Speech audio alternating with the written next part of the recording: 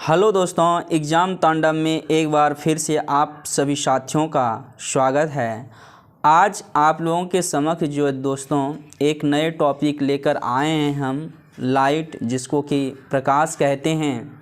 इसके बारे में जो है हम चर्चा करेंगे इसके थ्योरी के बारे में। इसके बाद जो है दोस्तों कि जो कुछ भी थ्योरी इस बुक से अगर रह जाता है तो उस चीज़ को मैं फिर से आपको पढ़ा दूंगा।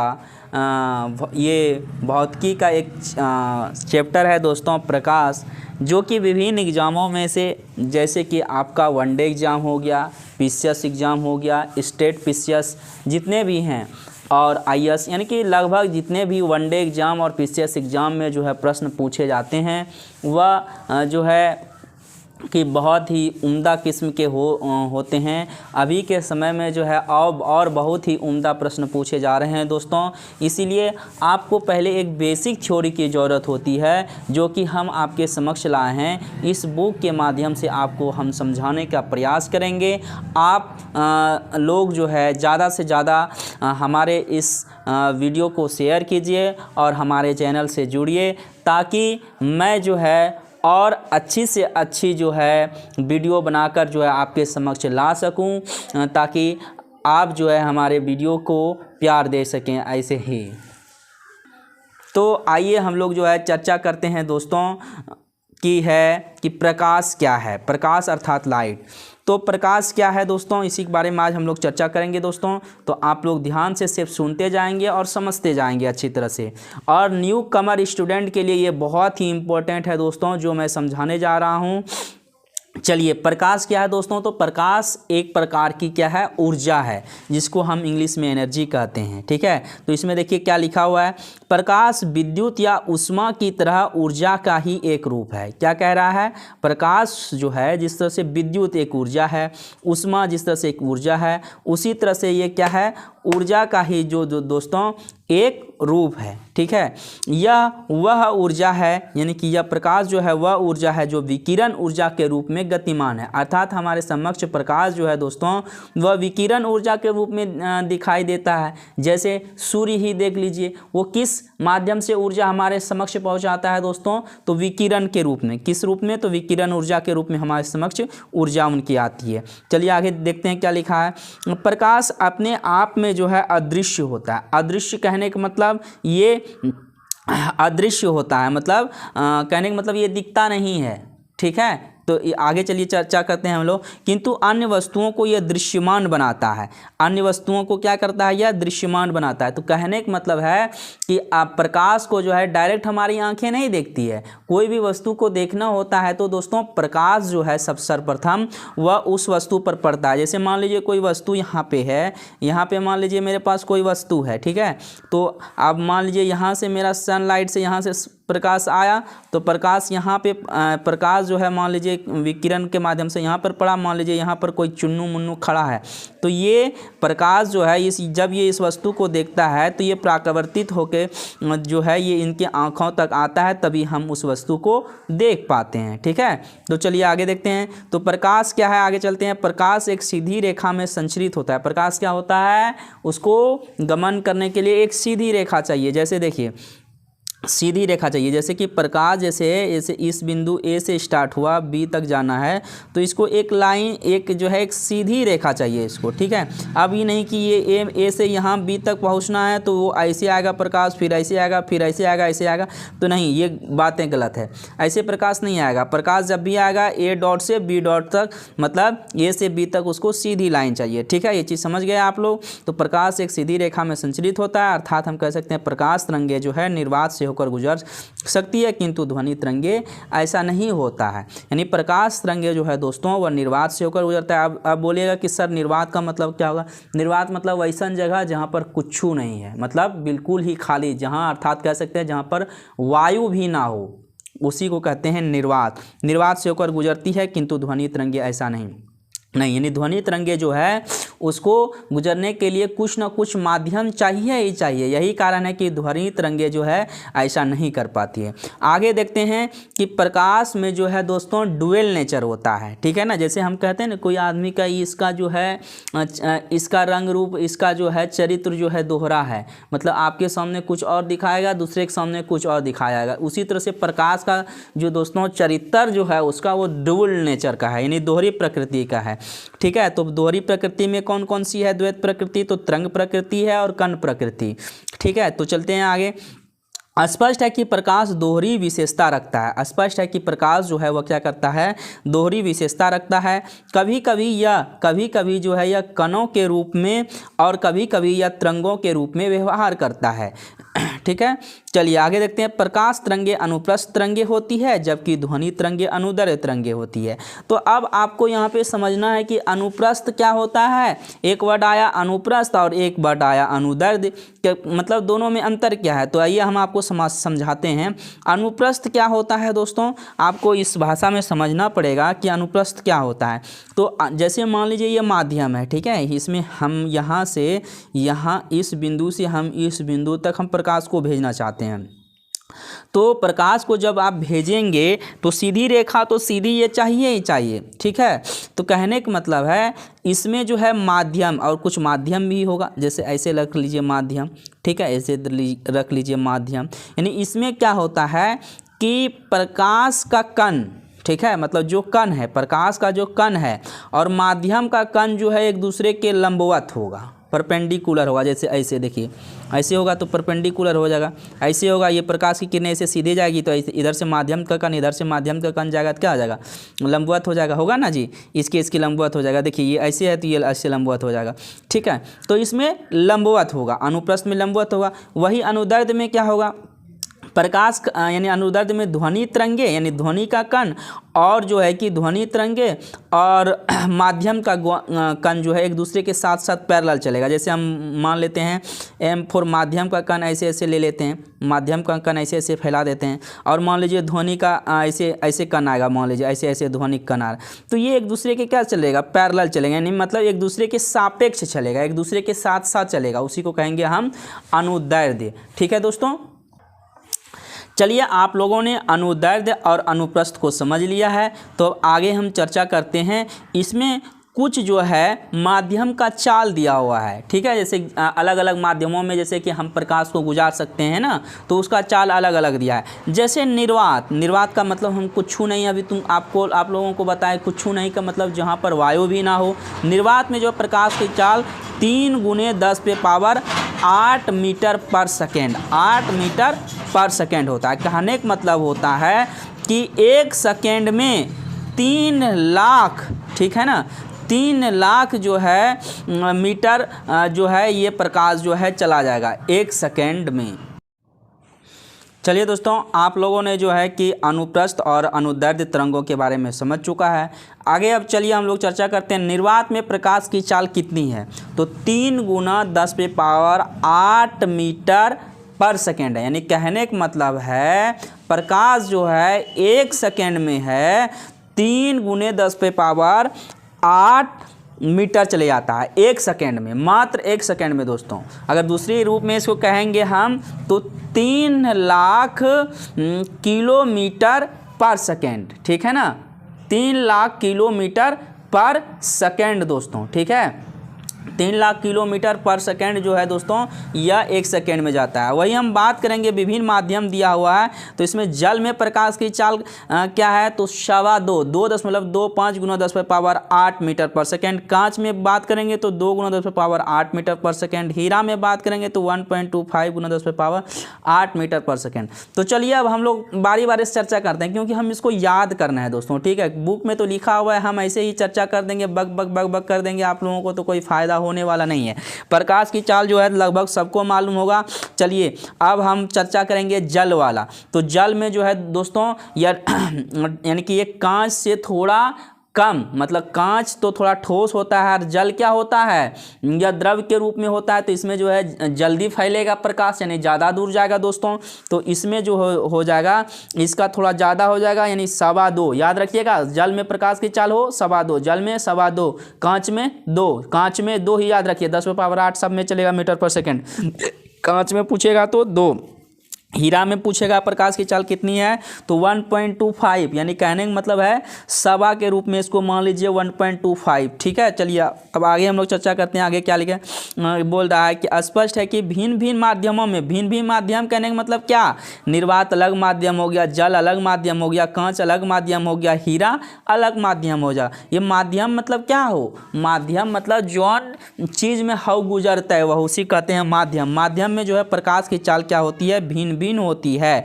प्रकाश की चाल सबसे अधिक किसमें होगी तो निर्वात में। अभी तक का रिकॉर्ड है, वैज्ञानिकों ने जो खोजा है दोस्तों कि प्रकाश की चाल सबसे अधिक कहाँ होती है तो निर्वात में होती है। आगे चलते हैं कि कह रहा है अगला कि जिस माध्यम का अपवर्तनांक जितना अधिक होता है उसमें प्रकाश की चाल उतनी ही कम होती है।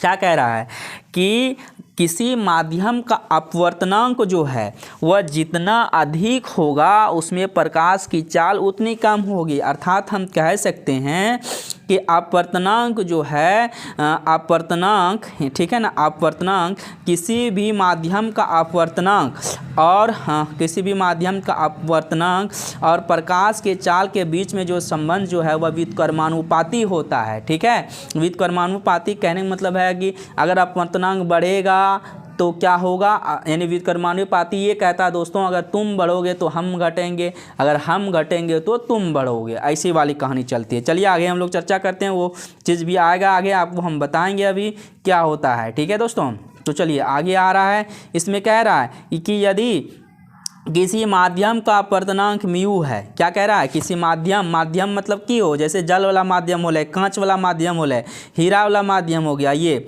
माध्यम का अपवर्तनांक म्यू, उस माध्यम में प्रकाश की चाल, उस माध्यम में प्रकाश की चाल क्या कह रहा है यू, उस माध्यम में प्रकाश की चाल जो है वह यू तथा निर्वात में प्रकाश की चाल सी हो, तो हम कह सकते हैं u बराबर जो होता है वह c/μ। ये यहाँ पे म्यू क्या है तो माध्यम का अपवर्तनांक है, ठीक है, और u क्या है वो प्रकाश की चाल है, और c क्या है निर्वात में प्रकाश की चाल, यानी खुले ये प्रकाश की चाल।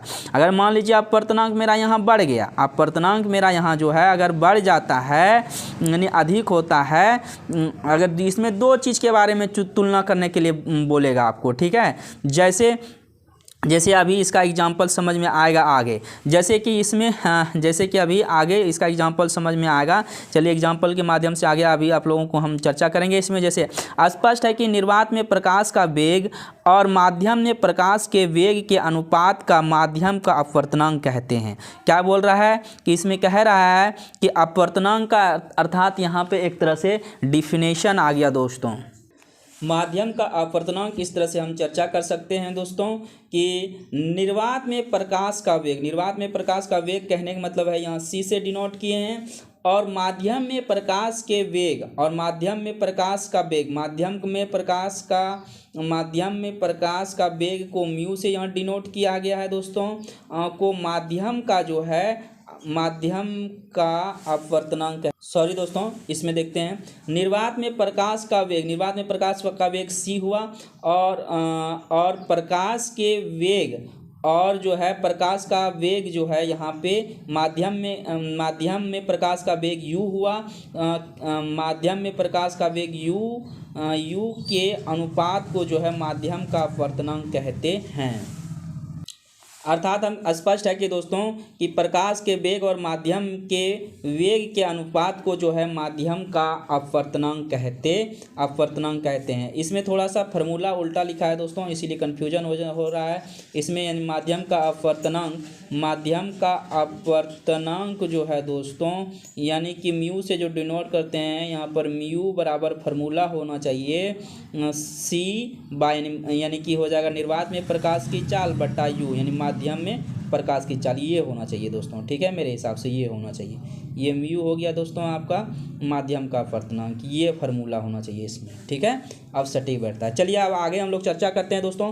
पानी का अपवर्तनांक 1.33 है तथा कांच का अपवर्तनांक 1.5 है। तो आप बताइए कि किसका, यहाँ पर पानी और कांच का हम दो एग्जाम्पल लिए हैं, तो दो एग्जाम्पल में ये स्पष्ट हो रहा है दोस्तों कि जो है कांच का अपवर्तनांक अधिक है, यानी कि पानी से कांच का अपवर्तनांक अधिक है। जब कांच, तो यही कारण है कि कांच में प्रकाश की चाल क्या होगा, पानी की अपेक्षा कम होगा। क्यों? क्योंकि अभी हम अपवर्तनांक के बारे में पढ़े हैं कि दोस्तों जिसका अपवर्तनांक जितना अधिक होगा उसमें प्रकाश की चाल उतना कम होगा, ठीक है ना। तो यहाँ पर जो है पानी की अपेक्षा जो है कांच में जो है वह प्रकाश की चाल कम होगा और पानी में प्रकाश की चाल जो है वह अधिक होगा। क्यों? क्योंकि पानी का अपवर्तनांक कांच की अपेक्षा कम है, यानी कि पानी का अपवर्तनांक कम है, तो यही कारण है कि कांच के अपेक्षा जो है पानी में जो है प्रकाश की चाल अधिक होगी। तो चलिए आगे देखते हैं। अपवर्तनांक को सामान्यतः ग्रीक अक्षर म्यू से प्रदर्शित किया जाता है। आगे हम लोग चर्चा करते हैं दोस्तों, अगले पॉइंट पे क्या लिखा है, क्या, चूंकि प्रकाश का वेग जो है निर्वात में क्या होता है, अधिकतम होता है। अभी हम लोग पहले भी चर्चा करते हैं, आप एकदम याद कर लीजिए कि प्रकाश का वेग बोलेगा कि किस में सबसे अधिक होता है, तो आपको आँख कान मूंद के लगाना है कि निर्वात में अधिकतम होता है। किस में होता है? निर्वात में। अतः किसी माध्यम का निर्वात के सापेक्ष अपवर्तनांक सदैव 1 से अधिक होगा। यानी हम क्या कहेंगे, अतः किसी माध्यम का निर्वात के सापेक्ष जो है अपवर्तनांक सदैव हमेशा जो है क्या होगा, 1 से अधिक। इस चीज़ को आप याद कर लीजिए कि किसी माध्यम का निर्वात के सापेक्ष अपवर्तनांक सदैव 1 से अधिक होगा। माध्यम जितना ही अधिक सघन होगा उसमें प्रकाश का वेग उतना ही कम होगा। हाँ, अभी हम लोग चर्चा भी किए हैं कि माध्यम अर्थात हम कह सके सघन मतलब डेंज मतलब इंग्लिश में इसको डेंज कहते हैं। सघन मतलब होता है घना, ठीक है। अब हम पूछ लें आपको कि पानी ज़्यादा घना है कि कांच ज़्यादा घना है, तो आप बोलिए कि कांच जो है ज़्यादा घना है, तो कहने का मतलब है पानी में जो है प्रकाश की चाल अधिक होगी, कांच में प्रकाश की चाल आपकी कम हो जाएगी, ठीक है। चलिए आगे हम लोग चर्चा करेंगे दोस्तों। अगला टॉपिक है आपका प्रकाश का अपवर्तन, इसके बारे में चर्चा करेंगे अभी। तो चलिए चर्चा करते हैं प्रकाश का अपवर्तन, अर्थात हम रिफ्रैक्शन ऑफ लाइट कहेंगे दोस्तों। ये क्या होता है? तो कुछ नहीं होता है, अभी आपको थोड़ी देर में समझ में आ जाता है कि क्या होगा। क्या कह रहा है कि एक समांग माध्यम में, समांग मतलब मिलनसार माध्यम में, ठीक है, माध्यम में जो है प्रकाश की किरणें जब सीधी रेखा में चलती है, एक समांग माध्यम में जो प्रकाश की किरणें क्या होती है, सीधी रेखा में चलती है। हम लोग अभी चर्चा भी कर चुके थे कि आगे प्रकाश की किरण किस में चलेगी दोस्तों, तो एक सीधी रेखा में चलेगी। परंतु क्या कह रहा है, परंतु जब प्रकाश की किरण जो है एक पारदर्शी माध्यम से दूसरे पारदर्शी माध्यम में प्रवेश करती है, कहने का मतलब है कि प्रकाश के किरण एक माध्यम से, जैसे माध्यम मतलब मान लीजिए मेरा यहाँ है एक, और दूसरा माध्यम मान लीजिए मेरा यहाँ, ठीक है, दूसरा माध्यम मान लीजिए यहाँ पर मेरा कुछ है, जैसे मान लीजिए मेरा यहाँ पे जल है, यहाँ पे मेरा कांच है, तो माध्यम चेंज हुआ ना जी। तो इधर से मान लीजिए अगर इधर से अगर प्रकाश आएगी तो और जो है इधर गुजरेगी, तो वो माध्यम में प्रकाश का जो है किरणें जो है यानी उसकी चाल जो है वह परिवर्तित होगी। तो आगे चलिए हम लोग चर्चा करते हैं। तो इसमें लिखा है, फिर से आप लोग समझ लीजिए कि जब प्रकाश की किरण एक पारदर्शी माध्यम से, देखिए यहाँ पर लिखा है स्पष्ट, एक पारदर्शी माध्यम से दूसरे पारदर्शी माध्यम में, दूसरे पारदर्शी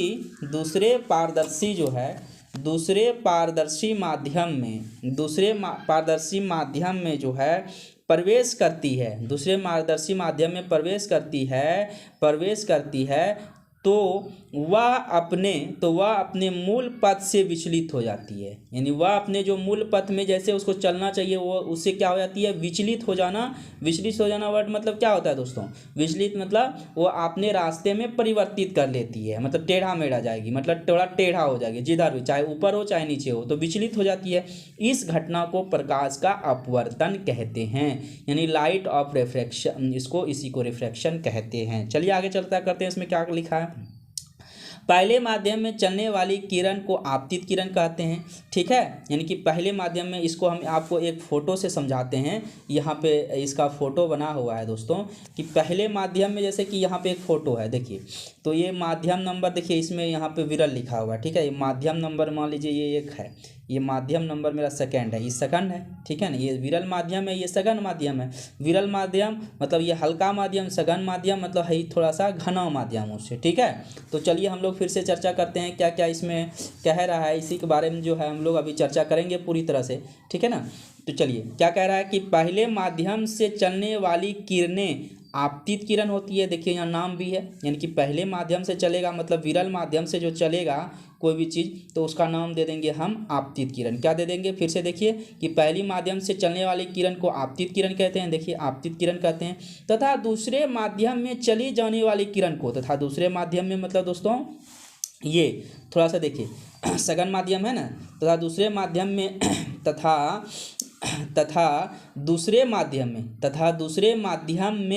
दूसरे माध्यम में चली जाने वाली किरण को क्या कहते हैं, अपवर्तित किरण कहते हैं। उसको क्या कहते हैं दोस्तों, उसको अपवर्तित किरण कहते हैं। ठीक है, तो आगे चलते हैं। आपतित किरण, अब उसको अपवर्तित किरण कह दिए दोस्तों। आगे चलिए क्या कह रहा है कि आपतित किरण दो माध्यमों के तलों को पृथक करने वाली, क्या कह रहा है, आपतित किरण जो है, आपतित किरण ये हुआ, यानी यहाँ तक जो आया, यहाँ से यहाँ तक आपतित किरण। क्या कह रहा है कि आपतित किरण जो है दो माध्यमों के तलों के पृथक करने वाले तल को जिस बिंदु पर स्पर्श करती है उसे आपतन बिंदु कहते हैं। कहने का मतलब है यानी सघन विरल माध्यम और सघन माध्यम, यानी कि जब वो विरल माध्यम को छोड़ती है और सघन माध्यम में जो प्रवेश करती है, तो उसका फर्स्ट जो टर्मिनेट पॉइंट होता है दोस्तों, फर्स्ट टर्मिनेट पॉइंट जो होता है उसको हम आपतन बिंदु कहते हैं। ठीक है ना, क्या कह रहा है, फिर से पढ़िए। आपतित किरण दो माध्यमों के तलों को पृथक करने वाले तल को जिस बिंदु पर, यानी पृथक मतलब अलग, मतलब एक सघन माध्यम विरल माध्यम को जो बिंदु अलग करती है, जहां से प्रकाश की किरणें गुजरती है दोस्तों, तो उस बिंदु को जो स्पर्श करती है, तो उसे हम आपतन बिंदु कहेंगे। ठीक है, उसको आपतन बिंदु कहेंगे। आपतन बिंदु पर, यानी कि ये जो आपतन बिंदु जो है, इस पर जो है इसे ऊपर ऊपर टक टक टक टक और नीचे भी टक टक टक टक। ठीक है, आपतन बिंदु पर खींचा गया लंब अभिलंब कहलाता है। खींचा गया लंब क्या कहलाएगा दोस्तों, अभिलंब कहलाता है।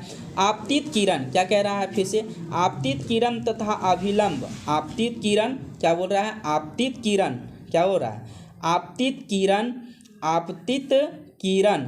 किरण तथा अभिलंब के बीच कोण को आपतन कोण कहते हैं। यानी कि कहने का मतलब है वो है अभिलंब यहाँ तक होले और है आपतित किरण के जो बीच में जो है जो कोण बनले उसको कहते हैं हम आपतन कोण, जिसको आई से डिनोट किया जाता है। और अपवर्तित किरण मतलब ये वाला अपवर्तित किरण मतलब ये वाला जो इधर नीचे आया। अपवर्तित किरण और अभिलंब के बीच, ये नीचे भी अभिलंब आएगा है ना, नीचे भी अभिलंब आएगा। अपवर्तित किरण और अभिलंब के बीच जो ये कोण जो बनेगा, अभिलंब के जो है बीच बने कोण को जो है अपवर्तन कोण कहते हैं, जिसको जो है हम आर से डिनोट करते हैं। ठीक है, जिसको हम आर से डिनोट करते हैं दोस्तों। ठीक है, तो आगे चलिए हम लोग फिर से चर्चा करते हैं इसमें सघन माध्यम। हाँ, एक चीज़ यहीं पे समझ लीजिए कि जब आपतित किरण जो है, देखिए हम किसके बारे में भी चर्चा कर रहे हैं, किस चीज़ के बारे में, प्रकाश का अपवर्तन के बारे में। प्रकाश के अपवर्तन में दो घटना होगी। जब आपतित किरण जो है विरल माध्यम से सघन माध्यम में प्रवेश करेगी तो ये अभिलंब की ओर झुकेगी। देखिए ये अभिलंब की ओर झुकेगी, बस इसी को खाली उल्टा कर दीजिए। जब आपतित किरणें जो है माध्यम चेंज हो जाएगा, सघन माध्यम ऊपर हो जाएगा, विरल माध्यम नीचे हो जाएगा। ठीक है, यानी घना माध्यम ऊपर और विरल मतलब छिछला वाला माध्यम नीचे हो जाएगा। जब प्रकाश की किरणें जो है सघन माध्यम से विरल माध्यम में प्रवेश करेगी तो ये क्या होगा, अभिलंब से दूर हट जाएगा। देखिए ये दूर हट के इतना दूरी बना रहा है और ये देखिए ये जो है इधर आ गया है, इधर देखिए ये जो है अभिलंब की ओर मुड़ रहा है। सघन में जब विरल से सघन में आएगा तो अभिलंब की ओर मुड़ेगा, और जब सघन से विरल की ओर जाएगा तो ये दूर भागेगा। ये दो चीज़ याद रखिएगा, ये अपवर्तन का बहुत ही इंपॉर्टेंट चीज़ है। ये दो चीज़ बहुत ज़रूरी है याद करना आप लोगों को। ठीक है, तो चलिए अब हम लोग चर्चा करते हैं आगे क्या कह रहा है इसमें। आगे बोल रहा है दोस्तों कि प्रयोगों के द्वारा यह देखा गया कि जब कोई प्रकाश की किरण, प्रयोगों के यानी ये जो दो प्रयोग हुआ, प्रयोगों के द्वारा देखा गया कि जब कोई प्रकाश की किरण विरल माध्यम से सघन माध्यम में प्रवेश करती है तो यह अभिलंब की ओर झुक जाती है। अभी हम लोगों ने चर्चा किया अभिलंब की ओर झुका कि नहीं, यानी विरल से सघन में आया तो अपवर्तित किरण कहाँ झुका, ये अभिलंब है दोस्तों, ये वाला पार्ट ये अभिलंब है तो अभिलंब की ओर झुका। देखिए तीर के माध्यम से आपको दर्शाए हैं, समझाए हैं।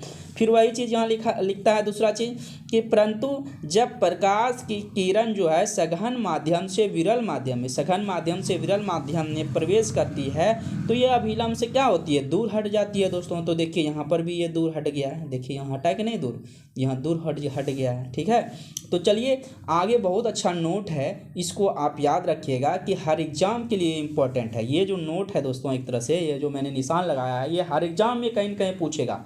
तो क्या कह रहा है, अपवर्तन की क्रिया में यानी कि लाइट यानी कि रिफ्रैक्शन ऑफ लाइट की क्रिया में जो है प्रकाश की चाल, तरंगदैर्ध्य तथा तीव्रता बदल जाती है। क्या बोल रही है, प्रकाश की चाल, मतलब कहने का मतलब है उसकी जो गति है, तरंगदैर्ध्य, ठीक है ना, तरंगदैर्ध्य और तीव्रता जो है बदल जाती है, जबकि प्रकाश की आवृत्ति नहीं बदलती है। ठीक है, ये किस घटना में, प्रकाश के अपवर्तन में नहीं बदलती है। और एक लाइन लिखा हुआ है दोस्तों, प्रकाश का रंग जो है इसकी आवृत्ति के कारण होता है, न कि तरंगदैर्ध्य के कारण। प्रकाश में जो रंग जो दिखता है दोस्तों आपको, वह उसकी आवृत्ति के कारण दिखता है। यही कारण है कि आवृत्ति नहीं बदलती है, आवृत्ति नहीं बदलती है और तरंगदैर्ध्य क्या होगा, इसमें बदल जाएगा। यहीं पर आपसे एक क्वेश्चन मान लीजिए हम बना के पूछते हैं कि क्वेश्चन आपसे मान लीजिए पूछा जाएगा दोस्तों, ठीक है, कि बोला जाएगा कि प्रकाश के अपवर्तन की घटना के क्रम में प्रकाश की कौन सा घटक नहीं बदलता है। तो ऑप्शन रहेगा आपका, दे देगा प्रकाश की चाल, बी दे देगा, ए देगा प्रकाश की चाल, बी दे देगा तरंगदैर्ध्य दे देगा आपका, सी मान लीजिए आपका दे देगा तीव्रता, डी दे देगा आपका आवृत्ति। यानी बोलेगा इसमें कौन सा नहीं बदलता है, तो इसमें आप लगा दीजिएगा आवृत्ति नहीं बदलता है। तो बदलता है कौन कौन, तो चाल बदल जाता है, इसका तरंगदैर्ध्य बदल जाता है और इसकी तीव्रता प्रकाश की बदल जाती है, लेकिन क्या नहीं बदलता है, आवृत्ति। और बोलेगा कि प्रकाश का जो है रंग किसके कारण होता है, पूछेगा आपसे क्वेश्चन कि प्रकाश का रंग किसके कारण होता है, तो आवृत्ति के कारण होता है। ये चीज़ आपको याद रखना है।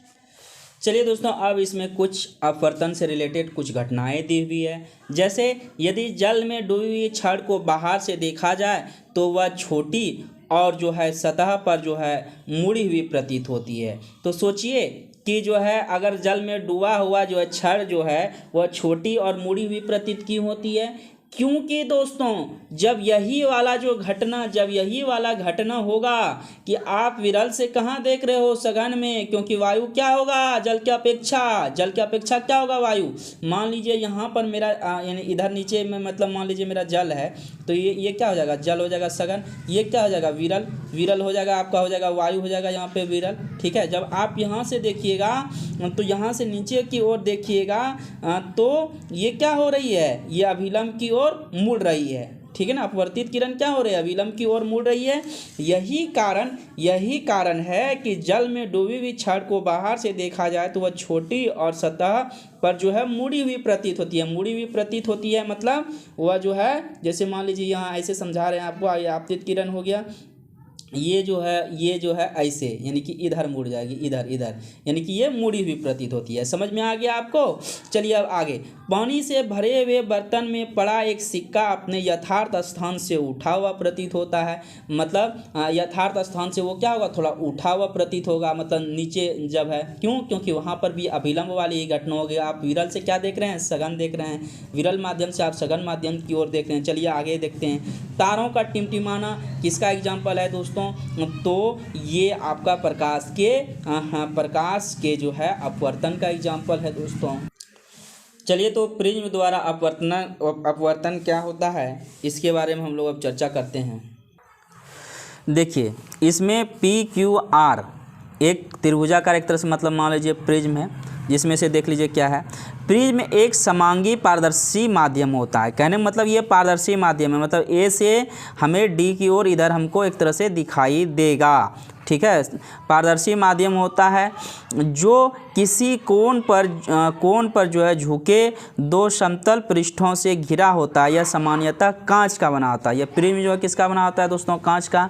ये इसमें वही सब चीज़ लिखा हुआ है। ये सब चीज़ देखिए, मैं जूम कर देता हूँ, आप देख लीजिएगा, ये कोई ख़ास चीज़ नहीं है। तो आइए हम जो विशेष चीज़ है उस पर चर्चा करते हैं। वर्ण विक्षेपण। वर्ण विक्षेपण होता क्या है, चलिए इसमें हम लोग चर्चा करेंगे कि सूर्य का जो है श्वेत प्रकाश 7 विभिन्न रंगों का मिश्रित प्रकाश है। क्या कह रहा है? सूर्य का श्वेत प्रकाश जो है, सूर्य का प्रकाश कैसा है? वह श्वेत है, ठीक है।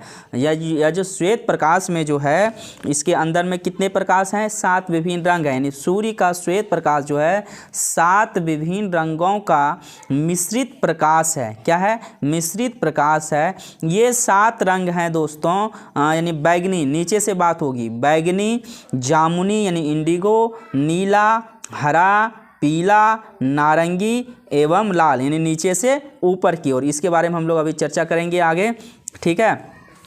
तो ये 7 रंगों का सम्मिश्रण होता है सूर्य का प्रकाश, जिसको श्वेत प्रकाश भी कहा जाता है। आगे चलिए, वर्ण विक्षेपण क्या है, इसका परिभाषा यहाँ से स्टार्ट होता है कि जब सूर्य का श्वेत प्रकाश में काउंट कितने प्रकाश हो गए? 7 रंग। कितने रंग काउंट हो गए? 7 रंग। यानी कि क्या कह रहा है?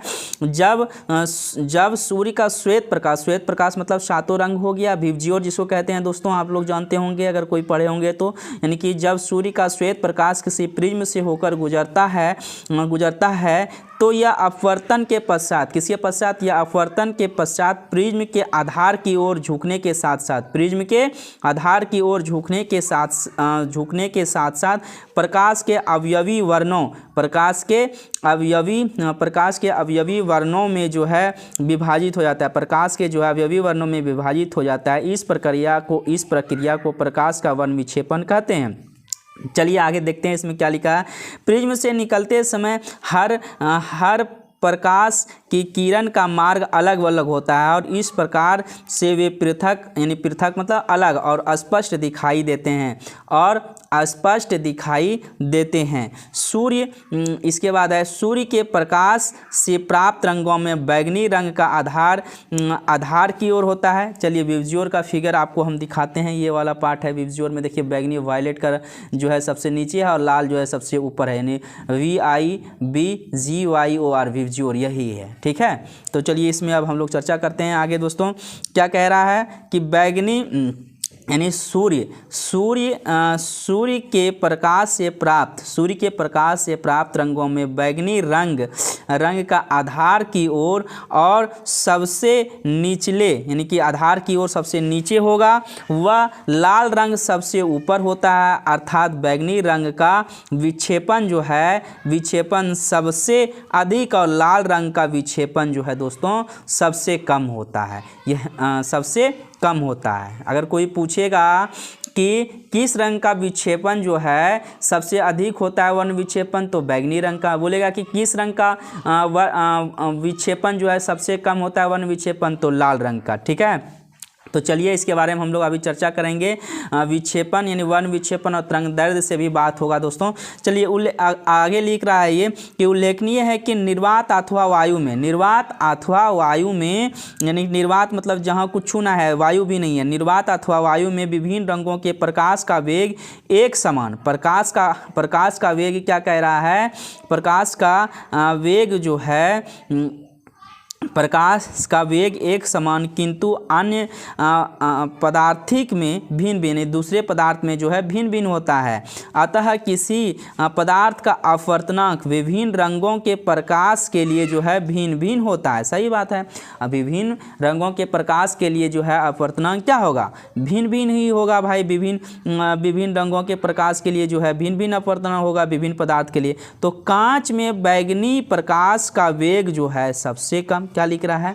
कांच में जो है बैगनी प्रकाश का वेग सबसे कम तथा लाल प्रकाश का वेग सर्वाधिक होता है। सही बात है। क्योंकि अभी हम लोग चर्चा कर रहे हैं, इसमें लिखा भी है, इस कारण से बैंगनी प्रकाश के लिए कांच का अपवर्तनांक सर्वाधिक हुआ। बैंगनी प्रकाश, इस कारण जो है बैंगनी प्रकाश के लिए जो है कांच का अपवर्तनांक सर्वाधिक हुआ तथा लाल प्रकाश के लिए कम हुआ। क्योंकि हम लोग अभी कुछ देर पहले चर्चा पीछे किए थे कि जिसका अपवर्तनांक अधिक होगा, ठीक है, जिसका अपवर्तनांक जो है वह अधिक होगा तो उस रंग के प्रकाश की चाल कम होगी। देखिए फिर से चर्चा करते हैं कि कांच में बैंगनी का वेग जो है सबसे कम है, यानी जब वेग कम है तो अपवर्तनांक किसका क्या होगा, बताइए आप अभी बताइए, अपवर्तनांक किसका अधिक होगा तथा लाल रंग का वेग जो है सर्वाधिक है। अर्थात हम कह सकते हैं इस कारण से बैंगनी प्रकाश के लिए कांच का अपवर्तनांक जो है सर्वाधिक होगा। क्यों सर्वाधिक होगा, क्योंकि बैंगनी प्रकाश का जो है वेग अर्थात चाल जो है वह कम है, इसलिए अपवर्तनांक अधिक होगा। लाल प्रकाश के लिए अपवर्तनांक जो है सबसे कम होगा। अर्थात हम कह सकते हैं कि पहले भी पढ़े थे कि वेग और अपवर्तनांक में जो है यूनिवर्सल रिलेशन है, ठीक है ना। चलिए आगे देखते हैं, बैंगनी रंग का तरंग दैर्ध्य जो है सबसे कम है। अब देखिए तरंग दैर्ध्य का भी बात हो रहा है, तरंग दैर्ध्य सबसे कम है, वह आवृत्ति जो है सबसे अधिक है, आवृत्ति सबसे अधिक है, जबकि लाल रंग का तरंग दैर्ध्य सबसे अधिक है तथा आवृत्ति न्यूनतम है। अर्थात हम पहले बातों को जो है कोरिलेट करते हुए आप लोग को बताना चाहते हैं दोस्तों, जैसे कि इसमें है बैंगनी सबसे जो नीचे वाला पार्ट, जैसे कि बैंगनी रंग यहाँ है, तो अगर मान लीजिए बैंगनी का तरंग दैर्ध्य कम है, बैंगनी का तरंग दैर्ध्य सबसे कम है तो उसकी आवृत्ति क्या होगी, अधिक होगी, आवृत्ति अधिक, उसकी आवृत्ति अधिक होगी। अर्थात हम कह सकते हैं कि वेग अगर कम है तो उसका अपवर्तनांक क्या होगा, अधिक होगा। याद रखिएगा, वेग अगर कम है किसी भी ये का यानी कि रंग का, तो उसका अपवर्तनांक अधिक होगा। दूसरी बात करते हैं, इसमें अगर लाल की बात किया गया है तो लाल का तरंग दैर्ध्य क्या दिया है, दिखाया है सबसे अधिक है, तो उसकी आवृत्ति क्या है, न्यूनतम दिया है। अगर वही बात करेंगे कि लाल रंग का अगर वेग अधिक है, अधिक होगा तो उसका अपवर्तनांक क्या होगा, अपवर्तनांक कम होगा, अपवर्तनांक न्यूनतम होगा। ये चीज़ आप लोग ध्यान रखिएगा। और विबज्योर का ये फोटो है, इस तरह से आप लोग चर्चा कर लीजिएगा। ये विबज्योर है, यानी सबसे नीचे बैगनी, इसके बाद आपका इंडिगो हो गया, ये ब्लू हो गया, ग्रीन हो गया, येलो हो गया, ऑरेंज हो गया और रेड हो गया, ठीक है। ये आपका वायलेट हो गया, ठीक है, नीचे बैगनी हो गया, ऊपर में रेड हो गया, ठीक है दोस्तों। अर्थात हम कह सकते हैं दोस्तों कि वर्ण विक्षेपण की घटना में, यानी प्रिज्म द्वारा वर्ण विक्षेपण की घटना में सूर्य के जो है श्वेत प्रकाश के, यानी अर्थात कहने का मतलब सातों रंगों में जो है उसकी आवृत्ति और तरंग दैर्ध्य में जो है यूनिवर्सल रिलेशन होता है। तो कहने का मतलब हम कह सकते हैं कि अगर लाल का जो है तरंग दैर्ध्य अधिक होगा तो उसकी आवृत्ति कम होगी, अगर बैगनी का तरंग दैर्ध्य मान लीजिए कम है तो उसकी आवृत्ति, बैगनी का आवृत्ति अधिक होगी, ठीक है। इस फार्मूला को भी आप लोग ध्यान रखिएगा और आगे हम लोग चर्चा करेंगे, इसी तरह टॉपिक को बढ़ाते रहेंगे। कैसा लगा आपको ये वीडियो, हमें कमेंट में कमेंट करके ज़रूर बताइएगा दोस्तों। धन्यवाद, जय हिंद, जय भारत।